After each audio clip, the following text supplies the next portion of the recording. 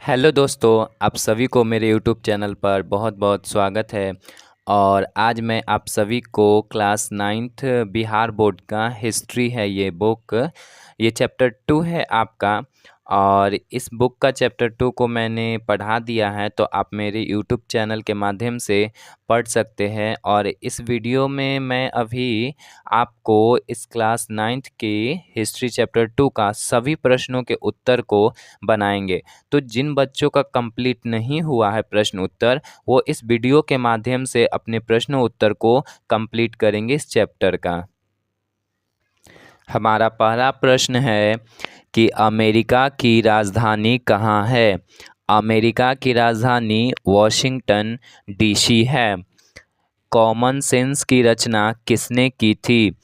तो common sense की रचना Thomas pen के द्वारा किया गया था। स्टाम्प एक्ट किस वर्ष पारित हुआ था? तो ये 1765 में पारित हुआ था इंग्लैंड के द्वारा। अमेरिकी स्वतंत्रता संग्राम में अंग्रेजों का सेनापति कौन था? तो उसमें अंग्रेजों का सेनापति लॉर्ड कॉर्नवालिस था।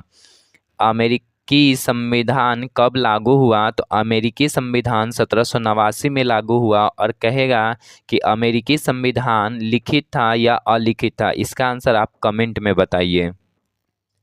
विश्व में प्रथम लिखित संविधान किस देश में लागू हुआ?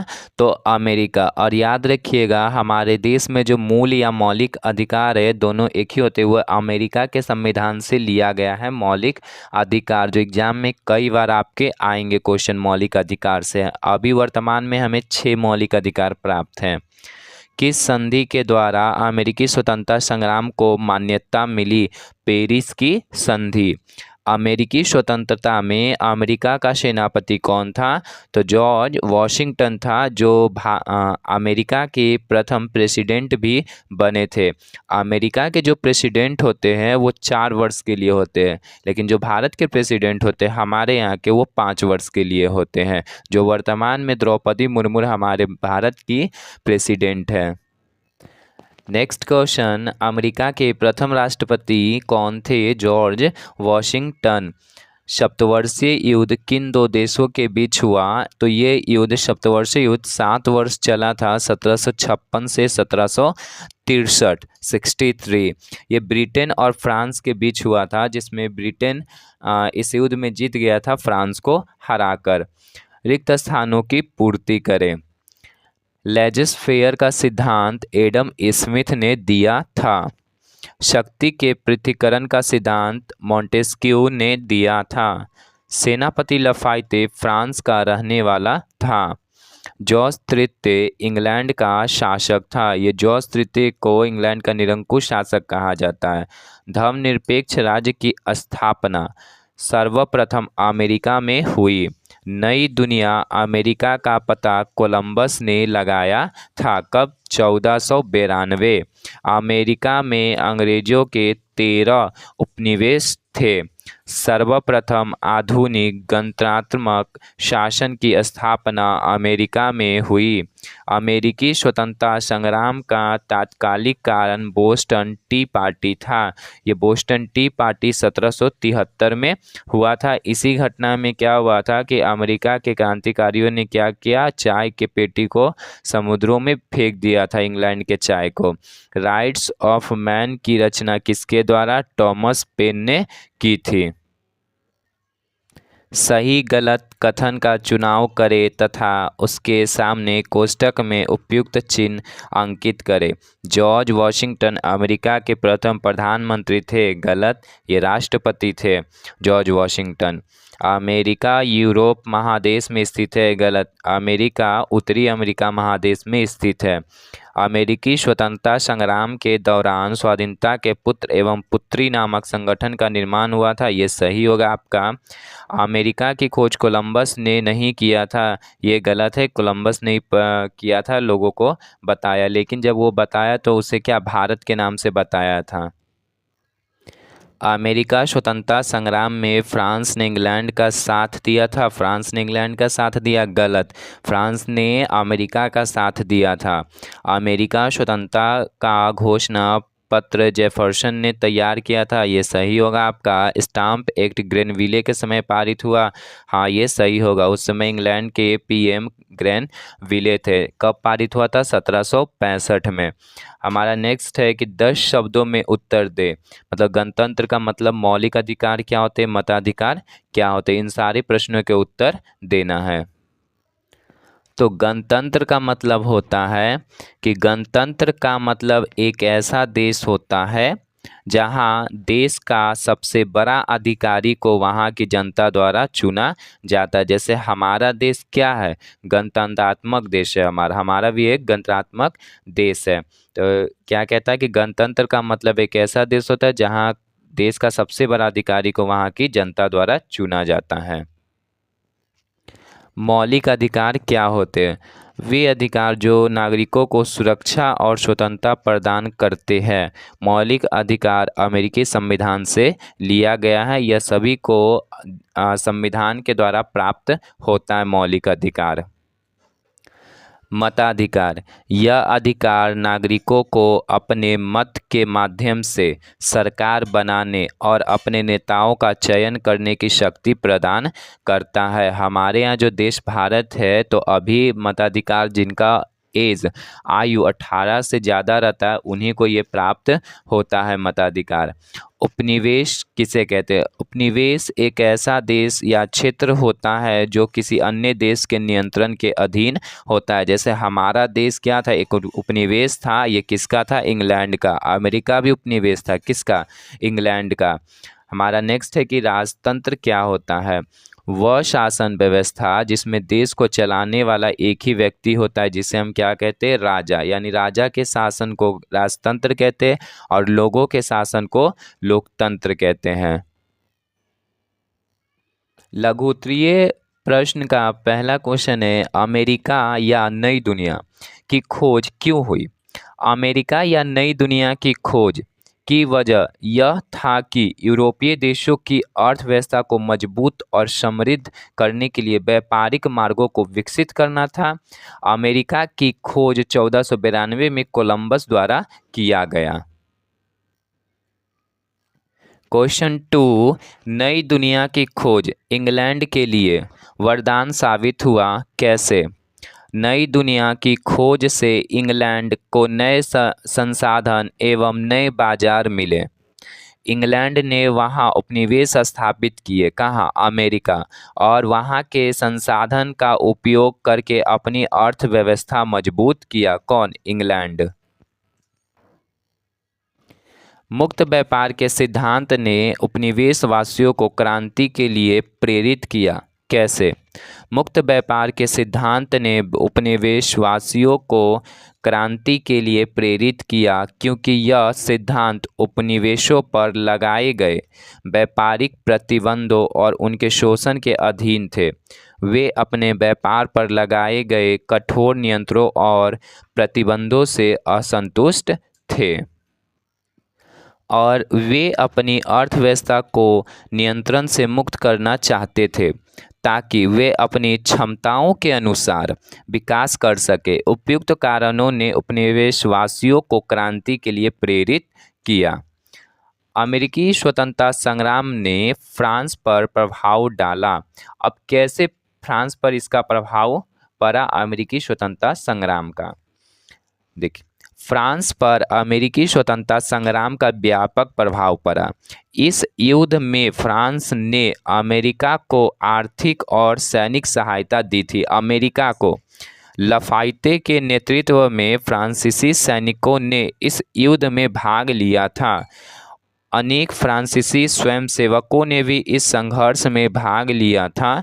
युद्ध के बाद जब वे सैनिक और स्वयंसेवक स्वदेश लौटे तो उन्हें इस बात की अनुभूति हुई कि स्वतंत्रता तथा समानता के जिन सिद्धांतों के लिए वे संघर्ष कर रहे थे अपने देश में उन्हीं का अभाव था। अतः वे राजतंत्र विरोधी हो गए, यानी राजा के शासन के विरोध में हो गए। क्वेश्चन 5, क्या अमेरिकी स्वतंत्रता संग्राम के परिणामों ने औपनिवेशिक विश्व को प्रभावित किया?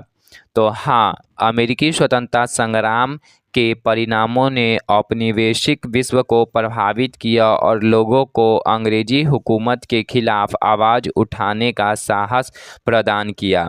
अमेरिकी स्वतंत्रता संग्राम ने फ्रांसीसी क्रांति को प्रेरित किया एवं राष्ट्रवाद की भावना को बढ़ावा दिया। इसने अन्य देशों को भी अपने अधिकारों के लिए लड़ने के लिए प्रेरित किया। यहाँ हो गया, अन्य देशों को भी अपने अधिकारों के लिए लड़ने के लिए प्रेरित किया। दीर्घ उत्तरीय प्रश्न, अमेरिकी स्वतंत्रता संग्राम के 3 प्रमुख कारणों की विवेचना कीजिए। 3 कारण। अमेरिकी स्वतंत्रता संग्राम के 3 प्रमुख कारण निम्नलिखित थे। सप्तवर्षीय युद्ध का प्रभाव, जॉर्ज तृतीय की निरंकुश नीति, तात्कालिक कारण बोस्टन चाय पार्टी या टी पार्टी। सप्तवर्षीय युद्ध का प्रभाव। सप्तवर्षीय युद्ध ने ब्रिटेन को आर्थिक रूप से कमजोर कर दिया था। ब्रिटेन ने अपनी आर्थिक स्थिति को सुधारने के लिए तत्कालीन प्रधानमंत्री ग्रेनविले ने 1765 में अमेरिकी उपनिवेशवासियों पर स्टाम्प एक्ट थोप दिया, जिससे अमेरिकी लोगों में आक्रोश फैल गया। जॉर्ज तृतीय की निरंकुश नीति। इंग्लैंड के शासक जॉर्ज तृतीय ने सत्ता संभालती अमेरिकी उपनिवेश के प्रति निरंकुश नीति अपनाई। उनके नीतियों के कारण उपनिवेशों में व्यापक विरोध की भावना जाग उठी। तीसरा कारण बोस्टन टी पार्टी, जो अमेरिकी स्वतंत्रता संग्राम का तात्कालिक कारण भी बना। 1773 ईस्वी में चाय कानून द्वारा ईस्ट इंडिया कंपनी को भारत से सीधे अमेरिका चाय भेजने का एकाधिकार प्रदान किया गया, जिसका उपनिवेशवासियों ने जबरदस्त विरोध किया। जब चाय से लदा हुआ जहाज अमेरिका के बोस्टन बंदरगाह पर पहुंचा तो वहां के कुछ नागरिक यानी क्रांतिकारियों ने चाय की सभी पेटियां समुद्र में फेंक दी। इस घटना को बोस्टन टी पार्टी के नाम से जाना जाता है। अतः ब्रिटिश सरकार ने बोस्टन बंदरगाह पर व्यापारिक प्रतिबंध लगा दिया, जिससे अमेरिकी नागरिकों में असंतोष और बढ़ गया। बोस्टन टी पार्टी ने अमेरिकी स्वतंत्रता संग्राम के लिए वातावरण तैयार किया और उपनिवेशों में ब्रिटिश शासन के खिलाफ एकजुटता बढ़ाई। अवैध लोकतंत्र पर अमेरिकी स्वतंत्रता संग्राम ने विश्व को कैसे प्रभावित किया? इसका उत्तर हो जाएगा आपका कि अमेरिकी स्वतंत्रता संग्राम ने विश्व को लोकतंत्र स्तर पर विश्व को कई तरह से प्रभावित किया। नए राष्ट्र का उदय और गणतंत्र की स्थापना। पहला, अमेरिकी स्वतंत्रता संग्राम के फलस्वरूप संयुक्त राज्य अमेरिका का गठन एक नए देश के रूप में हुआ। यह विश्व का पहला देश था जिसने गणतंत्रात्मक व्यवस्था को अपनाया। इसने दिखाया कि लोग बिना किसी राजा के भी शासन कर सकते हैं और अपनी सरकार चुन सकते हैं। नए राजनीतिक विचार। अमेरिकी स्वतंत्रता संग्राम ने नए राजनीतिक विचारों और संविधान निर्माण की प्रक्रिया को बढ़ावा दिया, जिसका प्रभाव विश्व के अन्य देशों पर भी पड़ा। धर्मनिरपेक्ष राज्य की अवधारणा। अमेरिका में पहली बार धर्मनिरपेक्ष राज्य की स्थापना हुई। इसने धार्मिक स्वतंत्रता के विचार को बढ़ावा दिया और अन्य देशों को भी इस दिशा में सोचने के लिए प्रेरित किया। जनता की संप्रभुता का सिद्धांत। अमेरिकी स्वतंत्रता संग्राम ने यह स्थापित किया कि सत्ता का स्रोत जनता है। सरकार लोगों के कल्याण के लिए कार्य करती है। अतः अमेरिकी स्वतंत्रता संग्राम के प्रभाव ने विश्व में लोकतांत्रिक विचारों को फैलाने में महत्वपूर्ण भूमिका निभाई और कई देशों में स्वतंत्रता आंदोलनों को प्रेरित किया।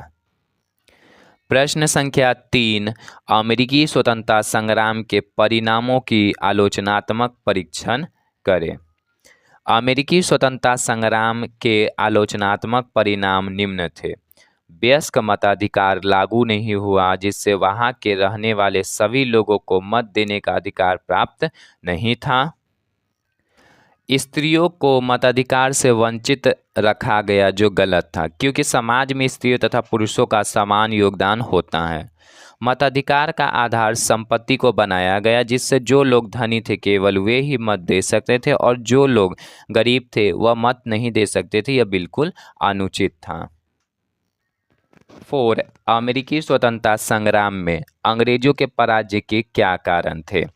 अमेरिकी स्वतंत्रता संग्राम में अंग्रेजों के पराजय के निम्नलिखित कारण थे। अमेरिकी उपनिवेश इंग्लैंड से 3000 मील की दूरी पर था, जिससे वहां समय से सेना एवं रसद पहुंचाने में कठिनाई होती थी। इस संग्राम में फ्रांस ने अमेरिकी उपनिवेशवासियों को सैन्य शक्ति एवं धन संपत्ति से काफ़ी मदद पहुंचाई थी।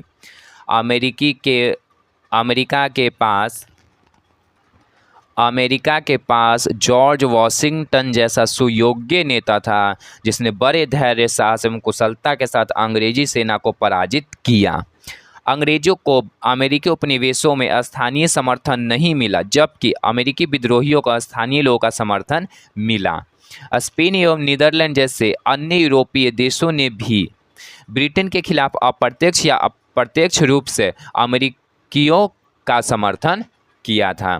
तो यहाँ आपका लघु उत्तरीय, दीर्घ उत्तरीय सारे प्रश्नों का उत्तर कंप्लीट होता है। इसे आप कॉपी में करिए ताकि आपको एग्ज़ाम में किसी प्रकार का प्रॉब्लम ना हो। Thanks for watching my video guys. ऐसे ही हमारे चैनल से जुड़े रहे दोस्तों, और आपको क्लास 9 का पूरा SST सिलेबस कंप्लीट कराया जाएगा। धन्यवाद।